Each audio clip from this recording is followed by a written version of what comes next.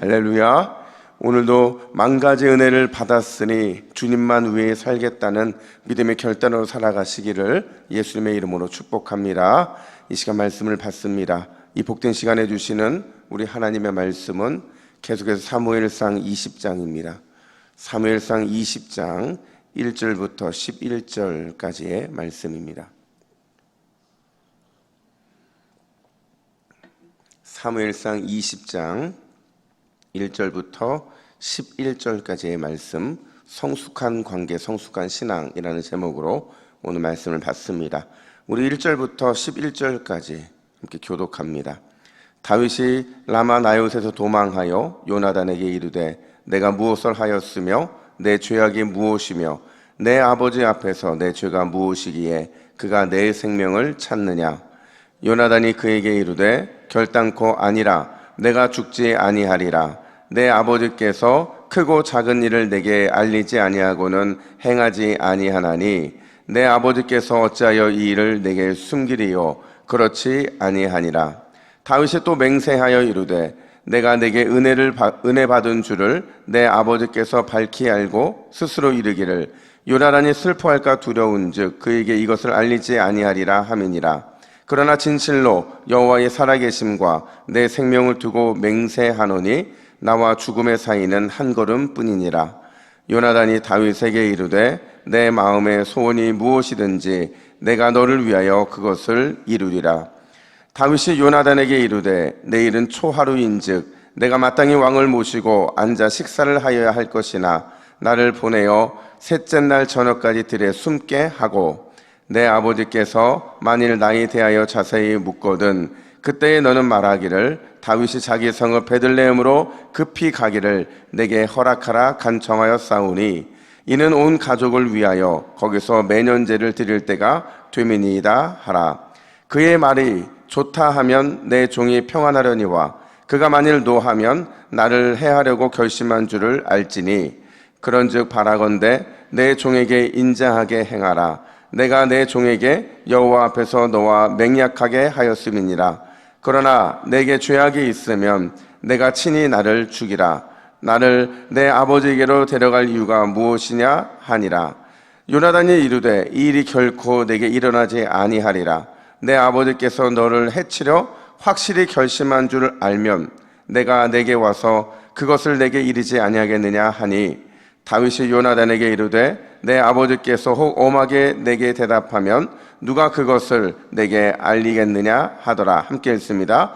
요나단이 다윗에게 이르되 오라 우리가 들로 가자 하고 두 사람이 들로 가니라. 아멘. 어떤 책에 보니까요, 사람은 살아가면서 새 친구를 사귄다고 해요. 근데 대부분은 첫째 친구를 가장 소중하게 여기고 그 다음으로는 두 번째 친구를 그럭저럭 소중하게 여기고 그리고 마지막 친구에게는 늘 관심이 별로 없다고 합니다. 근데 위기를 만나잖아요.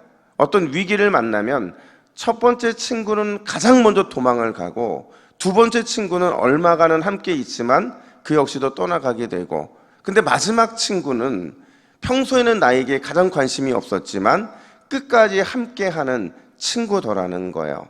여러분 이 친구들이 누굴까요? 첫 번째 친구는 바로 돈이에요. 얼마간 함께 있지만 역시 떠나가는 두 번째 친구의 이름은 가족입니다. 그런데 평소에는 관심을 갖지 않다가 인생 위기 속에서 끝까지 함께하는 마지막 친구, 그 이름이 누굴까요? 예수님입니다. 따라서 어떤 인생이 복된 인생이냐는 질문 앞에서 평안할 때도 또 위기 때도 누구를 친구로 삼는 인생이 가장 복된 인생이에요? 예수님을 친구로 삼는 인생이 가장 복된 인생인 거죠. 오늘 이 새벽에 예수님을 친구로 삼는 우리에게 복된 인생이 열어지게 될 줄로 믿습니다. 여러분 우리는 계속해서 위기 속의 한 남자를 다루고 있어요. 그 위기 속의 한 남자가 누구죠? 다윗이죠. 너무나도 간절했던 것 같아요. 어떻게 하면 살 수 있을까? 어떻게 하면 이 위기에서 벗어날 수 있을까? 정말 간절히 살 길을 찾았는데 그런 다윗에게 너무나도 소중한 친구가 하나가 있었어요. 그 친구의 이름이 바로 요나단이죠. 요나단은요 너무나도 다윗에게 소중한 친구였어요.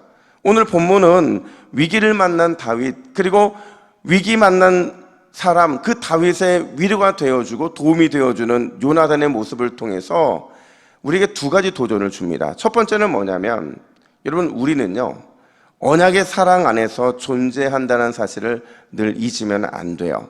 오늘 본문 1절은 이렇게 시작을 합니다. 우리 1절 말씀을 같이 읽습니다. 시작.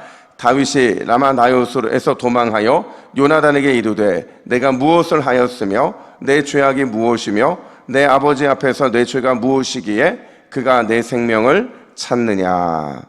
여러분, 다윗은요 좀 격앙된 것 같아요. 무엇을 이렇게 말하면서 세 번이나 반복하면서 도대체 왜 사울이 내 목숨을 찾는지 나는 이해할 수 없다라는 항변을 하죠. 나는 어떤 반역도 저지른 적이 없고 어떤 모의도 한 적이 없는데 왜 도대체 이렇게까지 하느냐라고 강력하게 요나단에게 따집니다. 근데 여러분, 이러한 항변과는 달리 이 다윗의 행로를 보면 참 이해할 수 없는 모습을 우리가 보게 돼요. 여러분, 사울과 요나단이 있는 곳이 기브아라는 곳이고요. 그리고 다윗이 숨었던 곳이 어디였어요? 라마라는 곳이거든요. 지도를 보시면요, 이 지도에 보면 여러분 기브아에서 라마까지 거리가 대략 어느 정도인 줄 아세요? 거의 2-3km밖에 떨어지지 않았어요. 그러니까 지금 다윗이 라마의 사무엘에게 간 건요, 엄밀히 말하면 도피한 게 아니라는 거예요. 만약에 다윗이 도피하고자 했다고 한다면 더 멀리 도망가야 되는데, 근데 그가 도피한 게 아니라는 것은, 이 짧은 거리에 숨었다는 것은, 특별히 사무엘에게 갔다는 것은 어제 말씀드린 것처럼 자기 인생의 최고의 피난처인 하나님께 믿음으로 나아갔다는 것을 보여주는 거죠. 그리고는 오늘 본문에서 다윗은 다시 어디로 돌아갑니까? 기브아로 돌아가더라는 거예요. 여러분 생각해 보세요. 상식적이면 더 멀리 가야 마땅해요. 근데 지금 기브아로 갔다는 것은 오히려 호랑이 굴로 들어갔다는 것을 말해주고 있는 거예요. 왜 지금 다윗은 이렇게 그 행로 속에서 도망가지 않고 오히려 호랑이 굴로 들어가고 있느냐? 여러분, 다윗은요 요나단과 언약을 맺은 사이이기 때문에 그래요. 여러분 기억하세요. 18장 3절에서 다윗과 요나단이 이런 언약을 맺습니다. 우리 같이 한번 읽어볼까요? 시작. 요나단이 다윗을 자기 생명같이 사랑하여 더불어 언약을 맺었으며. 아멘. 어떻게 언약을 맺었대요? 생명같이. 다윗과 요나단은요 생명을 걸고 한 언약의 사람들이라는 거죠. 그러면서 그 증표로 이 요나단이 자기의 겉옷과 군복과 칼과 활과 띠까지 줍니다. 다 준 거라고 제가 말씀을 드렸어요. 여러분, 도대체 언약이 뭐길래 한 사람은 자기의 모든 걸 주고 또 한 사람은 그 언약 때문에 호랑이 굴로 다시 들어가게 되느냐 하는 거예요. 여러분, 언약은요 두 사람 사이에 누가 있음을 기억하는 건 줄 아세요? 그렇죠. 하나님이 계심을 늘 기억을 하는 거예요. 언약에 맺어진 관계라는 것은요 우리 사이에 둘만 있는 것이 아니라 하나님이 있다는 사실을 보여주는 거죠. 결국 오늘의 본문의 요나단과 다윗의 관계는 뭘 보여주고자 하는 거냐? 교회 안에서 우리가 어떤 관계여야 하는지를 정확하게 보여주고 있다는 거죠. 여러분, 우리 모두는 언약으로 맺어진 하나님의 자녀들인 줄로 믿습니다. 저와 여러분 사이에 하나님이 계시고요, 여러분과 여러분 사이에 하나님이 계신다는 사실을 우리는 반드시 기억해야 된다는 거죠.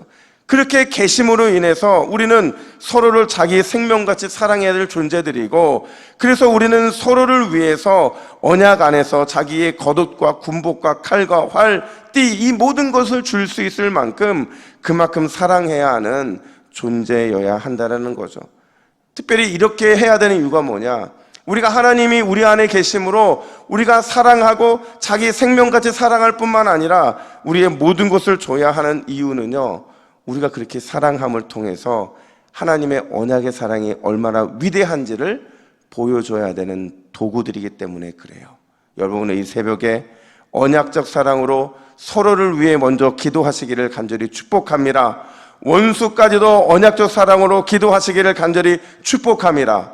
여러분, 그렇잖아요? 그러면 반드시 여러분의 마음에 천국이 임할 거예요. 반드시 언약의 하나님이 여러분과 맺어주신 언약을 기억하실 줄로 믿습니다. 오늘 이 새벽에 더욱 주님이 우리 사이에 계심을 기억하고 언약 자녀다운 사랑의 모습으로 믿음으로 나아가시기를 예수님의 이름으로 축복합니다. 뿐만 아니라 두 번째로 오늘 본문은요, 우리에게 아주 기본적인 원리를 제공하는데, 그게 뭐냐? 항상 나보다 남을 낮게 여기는 그 마음이 우리 가운데 있어야 된다 말을 해요. 여러분, 오늘 본문을 보면 역시 다윗이다라고 생각이 드는 구절이 있어요. 바로 7절인데요. 우리 7절을 한번 같이 읽습니다. 시작. 그의 말이 좋다 하면 내 종이 평안하려니와 그가 만일 노하면 나를 해하려고 결심한 줄 알지니.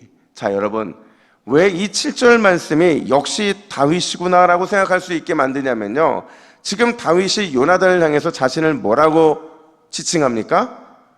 종이라고 말을 합니다. 말 그대로 노예라고 말을 하고 있는 거예요. 물론 다윗의 이런 표현은 옳을 수도 있어요.